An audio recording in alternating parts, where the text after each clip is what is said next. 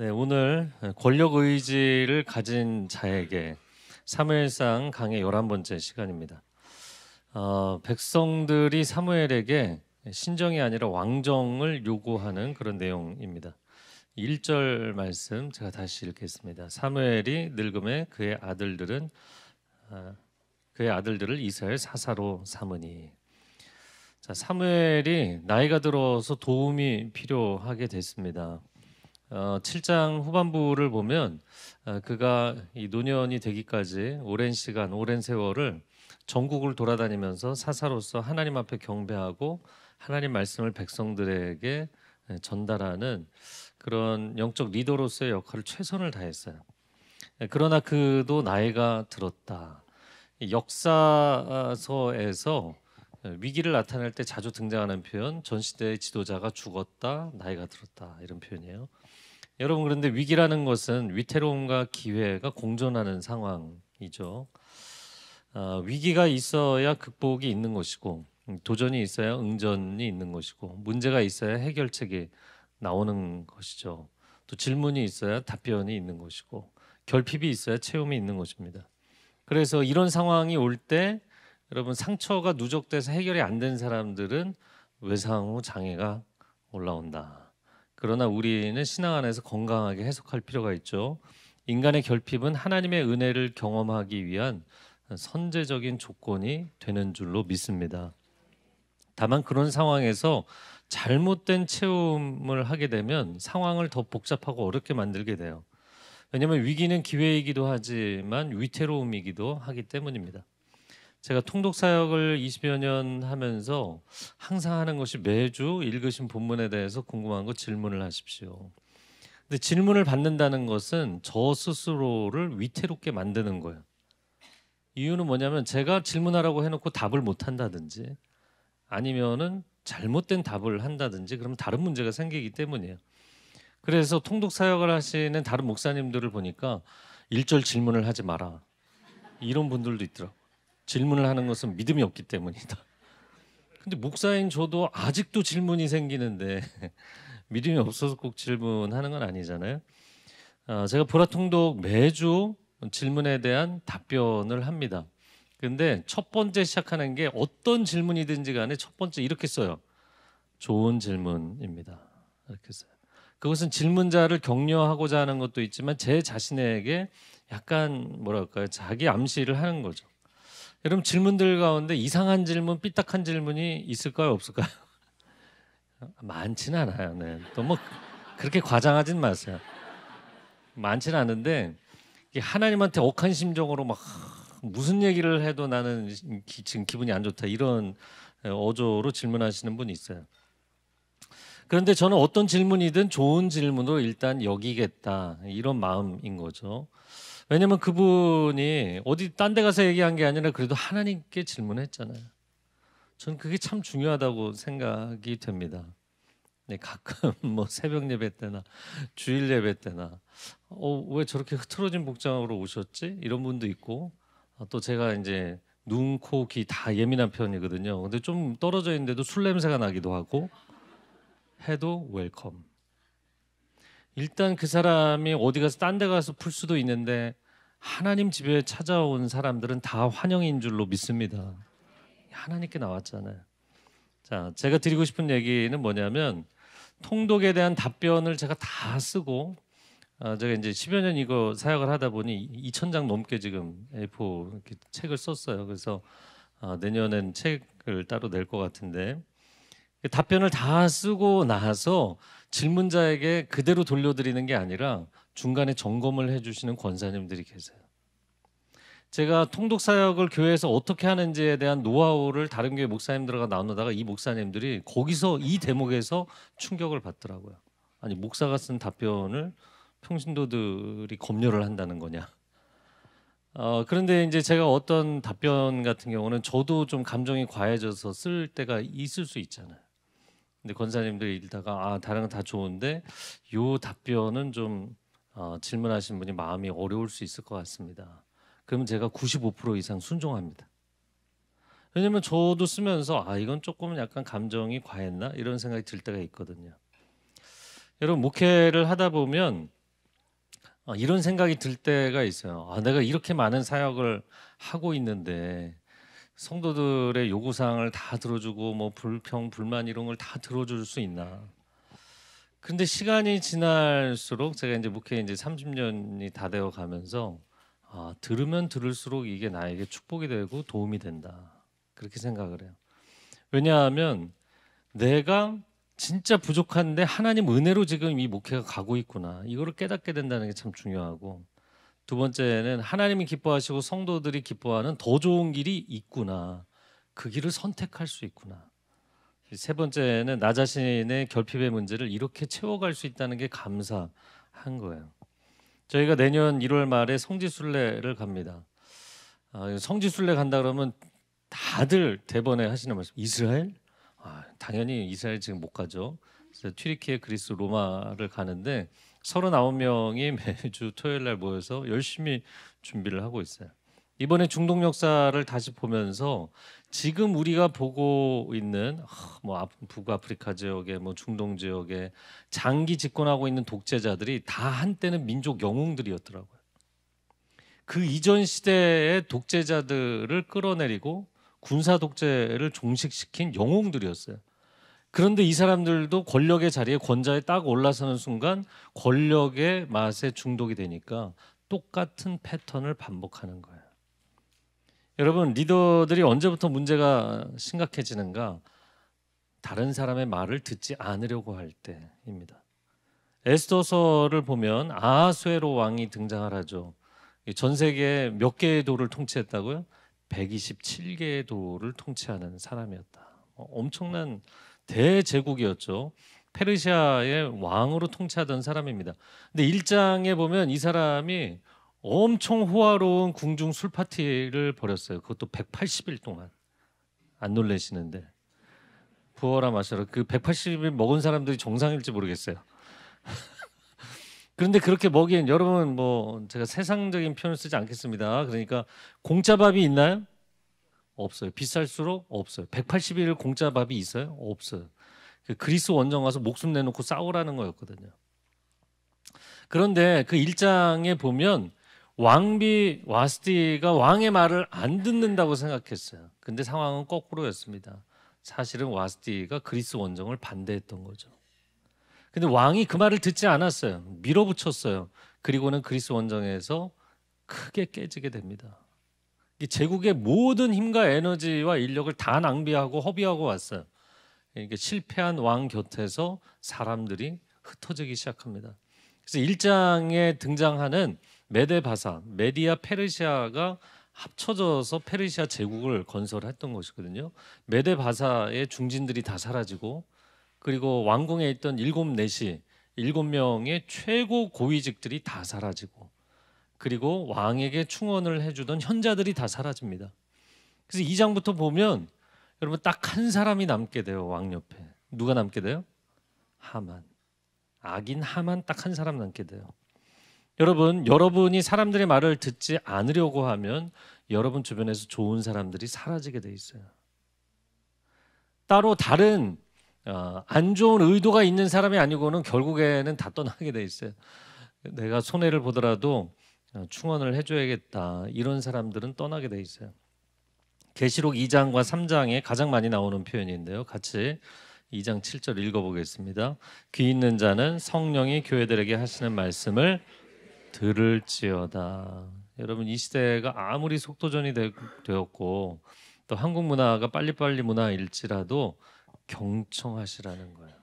첫 번째는 하나님의 말씀, 하나님의 음성을 경청하셔야 되고, 두 번째는 여러분 내면의 소리를 들으실 수 있어야 돼요. 말을 하고 있으면서 내가 무슨 말을 하고 있는지 나도 모르겠다 이런 분들 있잖아요. 그거는 자기의 소리를 자기 안에 있는 이 묵상하는 내면의 컨텐츠를 본인이 스스로 모르고 있는 거예요. 그래서 이게 정말 할 말인지 아니면 이걸 내려놔야 될 말인지 이거부터 분별하고 이야기를 하셔야죠. 세 번째, 다른 사람들의 말을 경청하셔야 돼요.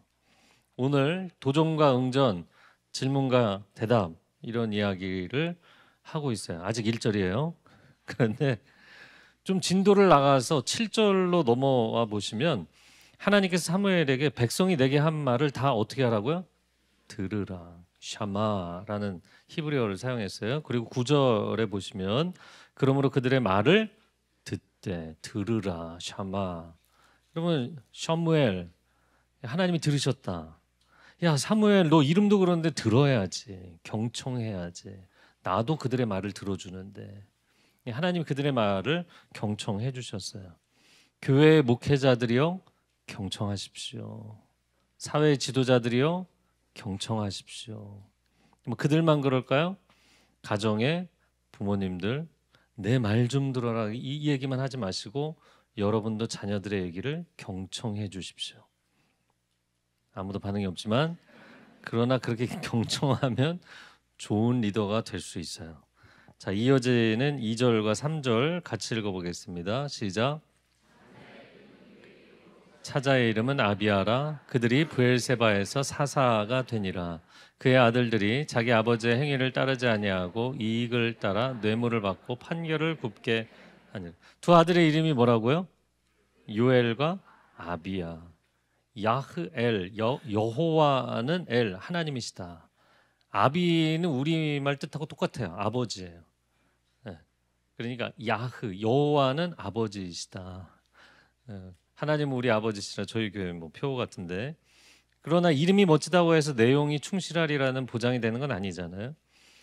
중부 지역 라마라는 지역에 라마다임 소빔이라고 또 나중에 소개되는데 이 라마에 있는 사무엘이 젊을 때는 열심히 돌아다녔지만 이제 나이가 들었잖아요. 그러니까 최남단의 브엘세바의 두 아들을 사사로 세워서 백성들을 섬기도록 했던 거예요. 그런데 그가 계획했던 대로 되지 않습니다. 그 아들들이 이익을 따랐고 뇌물을 받아 판결을 굽게 했다. 여러분 사무엘의 두 아들들의 실행을 보니까 이 앞부분에 누가 생각이 나세요? 엘리의 두 아들 홈리와 비나스가 생각이 나잖아요. 그래서 이게 좀 패턴이 아들이 둘 있는 게 문제인가? 저희 집에도 아들이 둘 있거든요. 제가 뭐 아들들 얘기한다고 해서 가서 얘기하지 마세요. 얘기하지 말라고 그래도 너가 그랬다며 뭐 꼭 가서 얘기하시는 분이 있어요. 저희 둘째가 초등학교 2학년 때 제가 심각하게 좀 혼낸 적이 있어요. 교회에서 수련회를 갔는데 수련회에서 2박 3일 수련회에서 낮에 이튿날 낮에 운동장에 나가서 코너 학습을 한 거예요. 여러분 코너 학습이 뭔지 아세요? 코너 이렇게 하나씩 돌아다니면서 미션을 수행하고 뭐 선물도 받고 먹을 거리도 받고 그러는 거예요. 근데 이제 마지막 코너가 과자 따먹기였대요. 근데 집에서 좀 그런 걸 안 먹인 것도 있지만 내가 과자가 너무 맛있는 거예요. 그러니까 이 코너 학습이 끝나고 아이들이 전부 다 운동장에서 빠져나와서 이제 건물로 들어갔는데 얘는 그 운동장에서 떠날 수가 없는 거예요. 이 사랑하는 과자. 그래갖고 남아갖고 초등학교 2학년짜리 그 아들이 선생님 정리하는 걸 도와준 거예요. 그 선생님 너무 감동을 받은 거죠. 과자가 맛있었니? 네 맛있었어요. 너희 남은 과자 몇 개 있는데 먹을래? 네 감사해요. 근데 거기서 끝나지 않았어요. 이 선생님은 캠프 때만 봉사를 오신 청년 선생님이었는데 그럼 주일날 이 과자를 내가 더 사주면 좋겠구나. 네 감사해요. 근데 이 선생님이 아무리 생각해도 너는 그런데 부서가 서빙고 온누리교회 부서인데 선생님은 청년부가 양재에 있는데 어떡하지? 그랬더니 걱정하지 마세요. 우리 아빠가 양재 목사님이에요. 우리 아빠에게 배달해 주시면 저에게 오게 돼 있어요. 초등학교 2학년짜리가 그래서 아들을 앉혀놓고 얘가 얼마나 이해하는지 모르지만 너 목사 아버지를 이용해서 사익을 취하면 안 된다. 제가 이걸 막 설명하면서 혼냈던 기억이 있습니다. 여러분 사무엘의 아들들이 사사가 안 됐다면 여러분 이런 잘못을 저질렀을까요? 우리가 보통 세상에서 이야기할 때 자리가 사람을 만든다 이런 표현을 합니다. 그러나 이면도 있죠. 자리가 그 사람의 자질을 드러내기도 합니다. 그래서 자리에 오른다고 해서 리더십이 저절로 생기는 것은 아닙니다. 오히려 자질이 없는 사람이 그 자리에 올랐기 때문에 자기도 망하고 시대도 망하는 경우들이 많은 거예요. 그래서 자리가 아닌 자질이 사람을 만드는 것이다. 영어로 여러분 영어로도 이니셜 똑같게 포지션이 아니고 포텐셜이 그 사람을 만드는 것이다. 여러분 우리의 내면 세계가 결국에는 밖으로 드러나게 돼 있어요. 그런데 우리의 내적 형상을 온전하게 다듬으실 수 있는 분은 선하시고 의로우시고 완전하신 하나님밖에는 없는 줄로 믿습니다. 그래서 우리가 하나님을 의지하는 거예요. 자, 이어지는 4절과 5절 말씀 한번 같이 읽어볼까요? 시작. 이스라엘 모든 장로가 모여 라마에 있는 사무엘에게 나아가서 그에게 이르되 보소서 당신은 늙고 당신의 아들들은 당신의 행위를 따르지 아니하니 모든 나라와 같이 우리에게 왕을 세워 우리를 다스리게 하소서 한지라. 자, 모든 장로가 왔다는 것은 이미 본인들끼리는 내용에 대해서 만장일치 합의를 보고 그리고 이제 제안을 한 거예요. 신정제도가 아니라 왕정제도를 허락해달라. 그들이 제시한 표면적인 두 가지 이유는 당신은 이제 은퇴할 나이가 됐고 당신의 자녀들은 후계자로서는 적합하지 않다. 그러니까 사사의 통치를 받는 것이 아니라 이제 우리는 왕의 통치를 받고 싶다.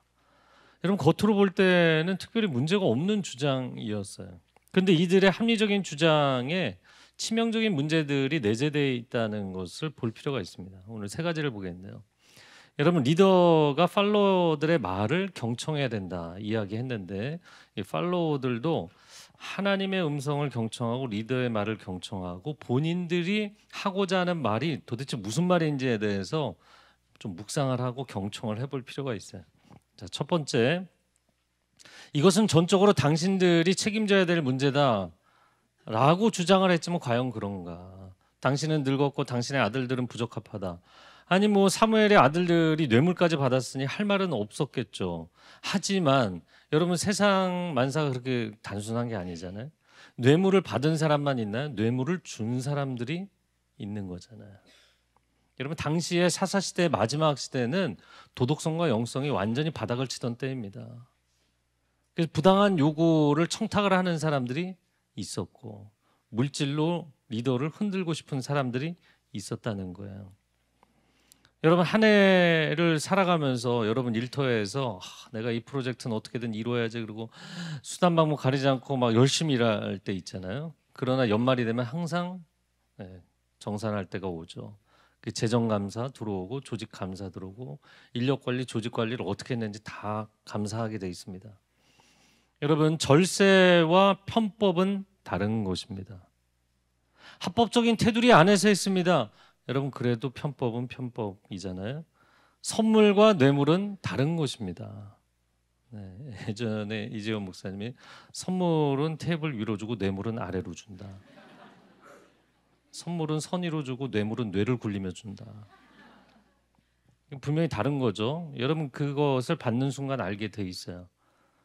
그리고 정당한 요청과 부당한 청탁은 분명히 다른 것이에요. 나랑 친한 사람이든 아니든 간에. 아닙니다. 목사님 저도 나름 세상 기준에 맞춰서 했습니다. 전 여러분이 세상 기준에 맞춰서 하시라는 게 아니라 하나님의 의의 기준대로 사시라는 거예요. 하나님 기뻐하시지 않는 거 하지 마세요.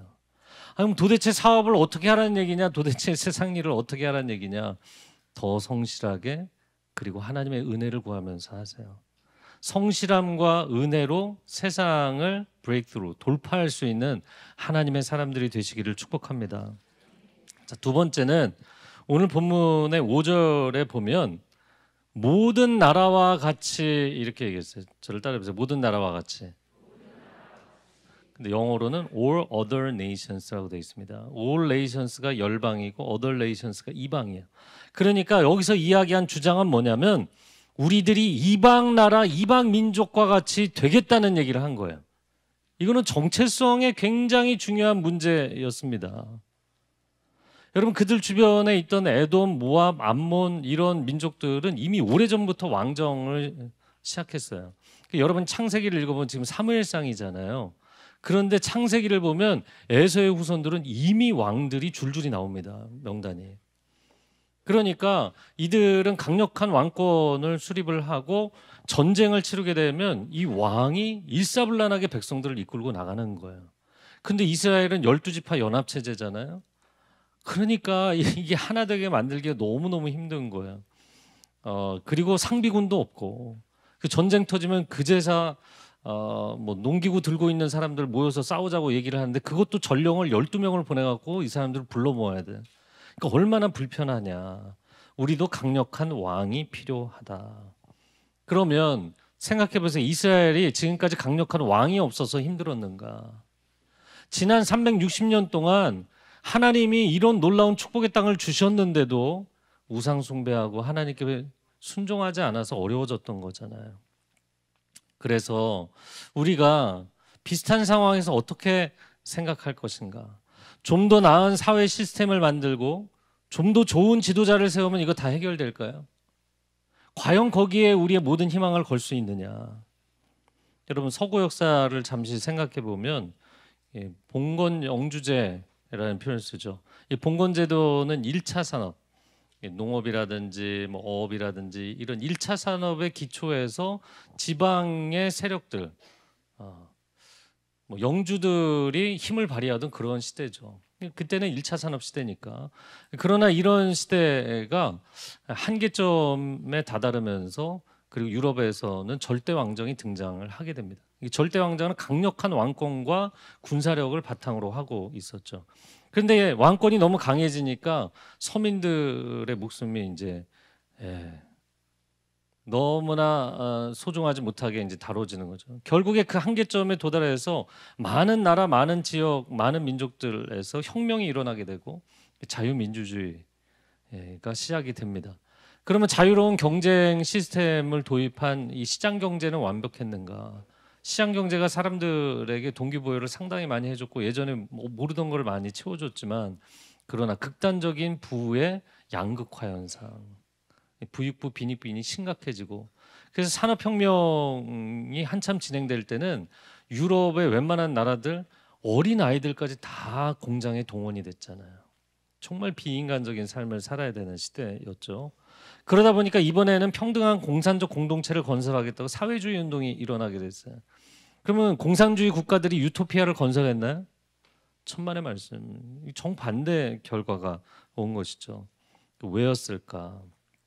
인류 역사에서 시스템을 바꿔서 이상사회를 건설한 적은 단 한 번도 없어요. 어떤 시스템을 만들든 문제의 핵심은 오퍼레이터, 운영자인 인간에게 있다는 걸 사람들이 간과하는 거야.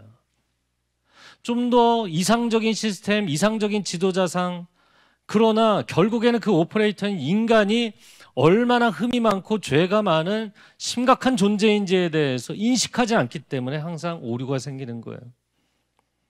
왜 하나님께서 이스라엘을 선택하셨는가? 약소민족으로 시작한 이 히브리인들을 전적인 하나님의 은혜와 사랑과 구원으로 나라를 세워주시고 나면 이들이 인간의 절대 결핍과 하나님의 절대 은총을 깨닫는 사람들이 될 줄 아셨던 거죠. 그런데 여러분 인간이 정말 하나님 앞에 고백하기를 이게 우리의 정체성입니다. 인간은 절대적으로 결핍이 있는 존재이고 하나님의 절대적인 은혜가 필요한 존재입니다. 이것을 고백하면 하나님께서 전방위적으로 우리를 인도해 주시고 도와주시는 줄로 믿습니다. 이것이 우리의 정체성이에요. 그런데 이들의 주장처럼 왜 우리가 세상 사람들 같이 되겠는가? 여러분 자신들의 영적인 유산, 영적 헤리티지를 망각하는 것이고 자신들의 영적인 정체성을 상실하는 것이잖아요. 그래서 그 이집트에서 종살이하던 백성들을 이끌어내서 약속의 땅에 데리고 들어가기 직전에 모세가 너희는 이런 민족이다, 이런 나라다 이렇게 얘기를 하는 장면이 나와요. 신명기 4장 7절 같이 읽어보겠습니다. 시작. 우리 하나님 여호와께서 우리가 그에게 기도할 때마다 우리에게 가까이 하심과 같이 그 신을 가까이 함을 얻은 큰 나라가 어디 있느냐? 세상 모든 사람들 민족들 가운데 하나님과 이렇게 친한 사람들이 있느냐? 없다.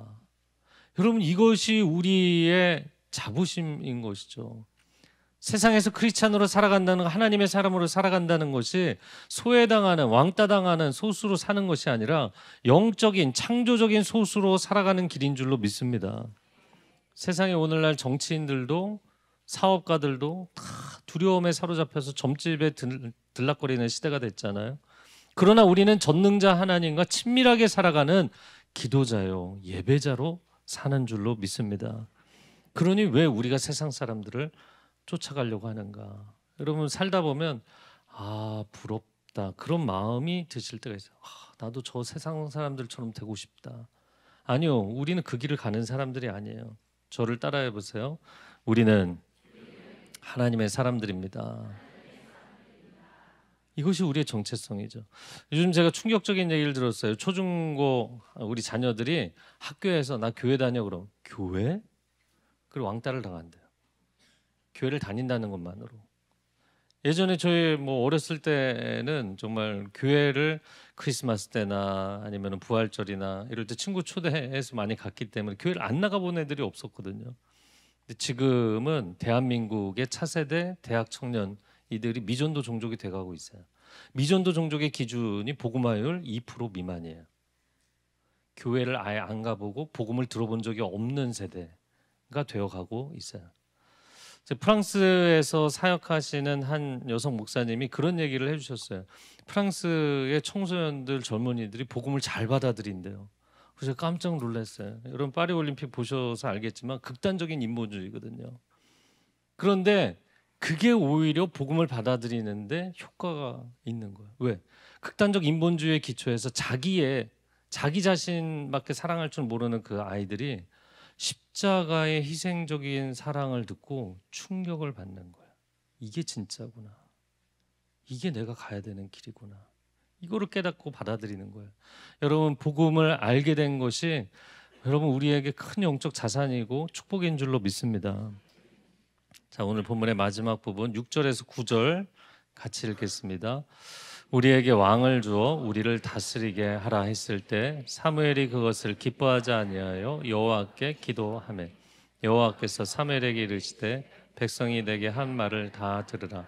이는 그들이 너를 버림이 아니요 나를 버려 자기들의 왕이 되지 못하게 함이니라. 내가 그들을 애굽에서 인도하여 낸 날부터 오늘까지 그들이 모든 행사로 나를 버리고 다른 신들을 섬긴 같이 내게도 그리하는도다. 그러므로 그들의 말을 듣되 너는 그들에게 엄히 경고하고 그들을 다스릴 왕의 제도를 가르치라. 자, 세 번째는 하나님을 버릴 것이 아니라 자기 자신들을 내려놓고 하나님의 길을 선택했어야 돼요. 사무엘이 오랜 세월을 헌신적으로 봉사했기 때문에 상당히 마음이 어려웠습니다. 그런데 하나님은 사무엘보다도 더 마음이 어려우셨어요. 왜냐하면 그들이 너를 버림이 아니라 나를 버려 왕이 되지 못하게 하는 것이다. 그럼에도 불구하고 하나님께서 그들의 말을 경청하시고 들어주셨다고요. 왕을 세워줘라. 근데 어떤 분들은 예전에는 이 질문이 안 나왔는데 요즘 반복해서 많이 나오는 질문이 뭐냐면 이 부분에서 그럼 하나님은 백성들의 요구가 잘못된 걸 알면서도 왜 들어주신 거죠? 한번 혼나보라고 고생해보라고 이렇게 들어주신 겁니까? 이렇게 질문하시는 분들이 있어요. 여러분, 만약에 하나님께서 우리의 요구가 잘못된 것을 아실 때마다 그 선택을 못하게 하신다면 아예 그냥 처음부터 자유의지를 안 주시면 되는 거예요. 부모가 자녀의 고집을 꺾을 수 없다 이야기합니다. 그럼 왜 그럴까요? 너 한번 고생해봐라? 그런 부모가 어디 있습니까?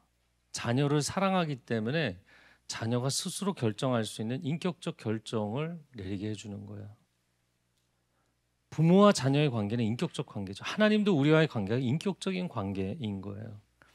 그래서 어떻게 보면 한편에서는 하나님 내가 기도하고 요구하는 걸 왜 안 들어주세요 이렇게 하다 또 한편에서는 왜 잘못될 걸 알고 아시면서도 이걸 미리 안 막아주세요. 꼭 청소년 자녀들 같아요. 자기가 고집 부려서 그 길을 가놓고 이거 잘못될 거 알면서 왜 그때 뜯어 말리지 않았냐.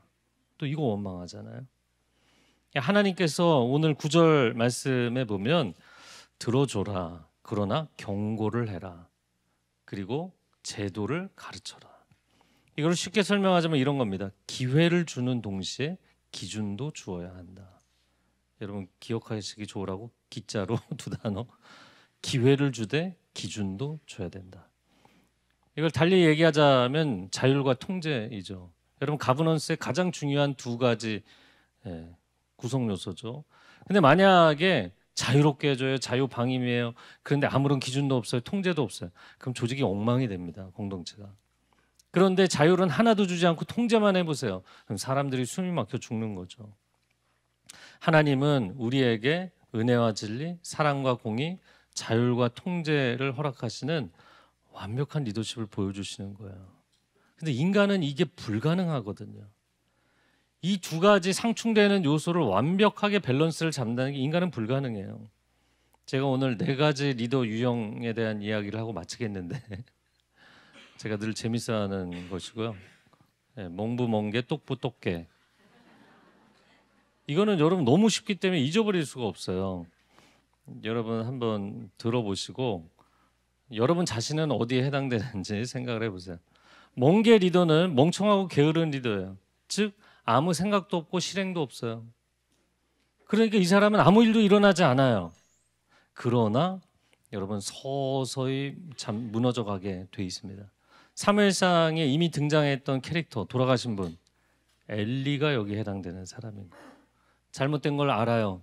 근데 고칠 생각도 없고 고치려는 액션도 없어요. 그러니까 하나님의 심판의 날이 예고돼 있고 그냥 서서히 잠식돼서 죽어가는 거예요. 두 번째는 멍부 리더입니다. 우리가 보통 리더십 유형에서 최악의 캐릭터다. 멍청한데 부지런해요. 이게 무슨 얘기냐면 잘못된 아이디어를 열심히 실행하는 거예요. 생각과 방향이 잘못됐어요. 근데 정부는 나를 따르라. 이거죠. 자, 아하수에로가 그런 어리석음을 범했던 것이고 또 한편 사무엘상으로 놓고 보면 아직 등장하지 않았는데 곧 등장하게 될 왕이 하나 있죠. 사울 왕입니다. 하나님이 너 그거 잘못됐어. 그 길로 가지 마. 계속 얘기하시는데 안 들어요. 하나님 음성도 안 들어요. 충신들의 말도 안 들어요. 아들이 충원을 하는데도 그 아들마저 죽이려고 해요.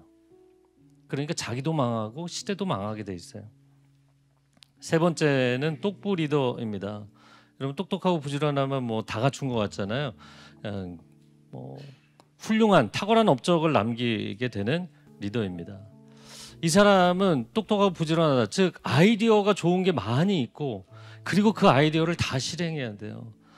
아직 등장하지 않았는데 사무엘 하에 태어날 아이가 있습니다. 다윗의 아들 솔로몬.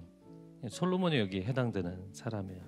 하는 일마다 대박이에요. 하는 일마다 탁월한 결과를 만들어내요. 그런데 문제가 뭘까요? 동시대 사람들이 너무 피곤해. 이 피로도가 누적이 되는 거예요. 그래서 다음 시대가 어려워지는 경우가 많다. 후임자 걱정을 하게 된다. 그만한 리더가 나올 수가 없으니까. 그래서 실제로 솔로몬이 전도서에 보면 자기 후임자 걱정을 합니다. 그리고 역사상으로도 르호보암이 그의 후임자로서 실패를 거듭하게 되죠. 자, 네 번째는 똑개 리더입니다. 게으르다 그래서 안 좋을 것 같지만 최선의 리더십 유형으로 평가받는 사람이에요. 이 사람은 뭐가 좋은지 다 알고 있어요. 그런데 기다려주는 거예요. 사람들에게 위임해주고 그 사람이 잘할 때까지 기회를 계속 주면서 기다려주는 거예요. 그러니까 여기에 해당되는 인물이 사무엘상하의 주인공 다윗입니다. 다윗은 당대의 무공으로는 이 무장으로서의 실력은 원탑이었어요. 따라올 사람이 없었다고요. 그런데 그 다윗이 자기 혼자 스타로 활동하고 끝나는 게 아니라 수많은 사람들을 키워냈어요. 이 사람들이 오합지졸일 때부터 이 사람들을 계속 기다려주고 격려해주고 헌신하고 그래서 이 사람들을 키워내요. 할렐루야. 자, 여러분은 어디에 해당되시는 것 같습니까? 저는 어디에 해당될 것 같습니까? 일단 본인을 알아야죠. 자, 하나님께서 이 백성들의 얘기를 다 들어주셨어요. 리더가 모든 사람들의 말을 듣는다는 것은 3가지 의미를 갖습니다. 첫 번째, 나는 언제나 누구에게 들을 준비가 돼 있다. 두 번째, 그 얘기는 어떤 한 사람에게 100% 다 몰아주지 않는 거예요. 다르게 얘기하자면 누구도 100% 신뢰하지는 않아요. 나도 부족하고 여러분도 다 장단점이 있으니까 함께 모아서 큰 그림을 그리자는 거죠. 세 번째, 그래서 우리는 언제나 좋은 쪽으로 늘 변화 가능성을 열어둔다. 자, 그런데 대부분의 리더들은 권력이 고착화되어 갈수록 듣는 귀를 막아버립니다. 듣는 귀를 막아요. 이유가 뭘까요? 왜 사람들이 그 자리에만 가면 그렇게 될까요? 인간은 상황을 통제하고 싶은 욕구가 굉장히 강하기 때문이에요. 저는 그렇지 않습니다. 그럴까요? 여러분, 모든 사람이 그렇게 돼 있어요. 학생은 자기의 학업과 성적을 자기가 원하는 방향으로 통제하고 싶지 않겠어요? 사업가는 자기가 사업하는 거, 자기 직원들을 자기가 원하는 방향으로 통제하고 싶지 않겠어요? 성과를 자기가 원하는 방향으로 컨트롤하고 싶지 않겠어요? 모든 사람이 이 마음이 있어요. 이것은 생존 욕구하고 똑같은 거예요. 그런데 이게 여러분이 원하는 대로 상황이 통제가 안 되면 이제 내향형의 사람들은 공황장애가 오고 우울증에 걸리고 그렇습니다. 외향적인 사람들은 어떻게 할까요? 분노 중독 증상이 나타나면서 막 욕을 하고 고함을 치고 사람에게 공격을 합니다. 자, 이런 내적인 외적인 현상이 나타날 때는 뭐를 아셔야 되냐면 내 인생이 지금 under my control, 내 통제권을 벗어났구나. 통제가 안 되는구나. 이거 빨리 인정하셔야 돼요. 통제가 안 되니까 당황해하는 거예요. 그래서 자해를 하든지 가해를 하든지 하는 거예요. 해로운 방향으로 나타납니다. 그리고 나서 이 상황이 되면 마지막으로 인정하셔야 될 한 가지가 있는데, 내 인생과 이 역사에 어떠한 상황이라도 모든 상황을 다스리실 수 있는 통제력은 오직 누구에게 있다? 하나님께 있다. 이거를 인정하셔야 돼요. 그래야 외상후 장애로 가는 게 아니라 성장으로 가는 거예요. 풍랑이는 바다를 다스리실 수 있는 분, 유일하게 그 바다를 통제하실 수 있는 분은 오직 주님이십니다. 악이 만연해 있는 이 시대, 이 대환란의 시대를 통과하면서 그 악을 통제하실 수 있는 분은 오직 하나님 한 분이십니다. 우리나라 상황이 지금 굉장히 복잡하잖아요. 그러나 이 어려운 상황에도 모든 것을 합력하여 선을 만드실 수 있는 역사의 통제권을 가지신 분 오직 하나님 한 분이십니다. 여러분, 인간에게 상황을 통제하고 싶은 욕구가 있다고 했죠. 이거를 다른 말로 표현하면 권력의지예요. 그래서 제가 오늘 설교 제목을 보고 목사님이 오늘 하루 설교 내내 정치 얘기하려나? 그 생각하실지 모르겠지만 권력의지는 정치인이나 사업가나 지도자들에게만 있는 게 아니에요. 여러분 모두에게 있어요. 살고 싶은 사람은 다 권력의지가 있어요. 두세 사람만 모여도 정치를 하게 돼 있다. 누가 결정하냐, 누가 주도권이 있냐, 누가 통제권이 있냐. 그러니까 남자들 여자들 모이면 늘 하는 얘기야. 그 집은 아내한테 잡혀서 산다면서 또 남자들끼리 모여서 우리 집은 내 맘대로 하지. 이런 거 남자들 자랑하거든요. 상황에 대한 통제권이 나에게 있다. 여러분, 그런데 이게 정치인들만의 문제가 아니라 저도 여러분도 세상적으로 하나님 의지하지 않고 학벌, 문벌, 재벌 이것만 추구하잖아요. 반드시 그의 권력은 변질되게 돼 있어요. 반드시 문제가 생깁니다. 어떤 인간도 예외가 없어요. 왜냐하면 모든 권력과 권위와 권세는 위로부터 하나님이 주시는 것인 줄로 믿습니다. 그 하나님의 질서 안에 들어가지 않으면, 내가 하나님의 컨트롤 아래 들어가지 않는데 내가 내 인생을 내 마음대로 컨트롤한다? 반드시 역기능적으로 가게 돼 있어요. 권력에 집착하고 사람들을 배후 조종하고 어리석은 선택을 하고 시대를 어렵게 만들고 자신을 어렵게 만드는 일을 합니다. 여러분, 여러분의 인생에서 참된 권위이신 하나님의 존재를 인정하시기 바랍니다. 그리고 주님이 진정한 왕이신 것을 고백하세요. 그분이 겸손하게 2000년 전 이 시즌에 우리 가운데 아기로 오셨잖아요. 그런데 우리가 왜 그분 앞에 감히 교만하게 우리가 하겠다고 하겠습니까? 이 시간 함께 기도하겠습니다.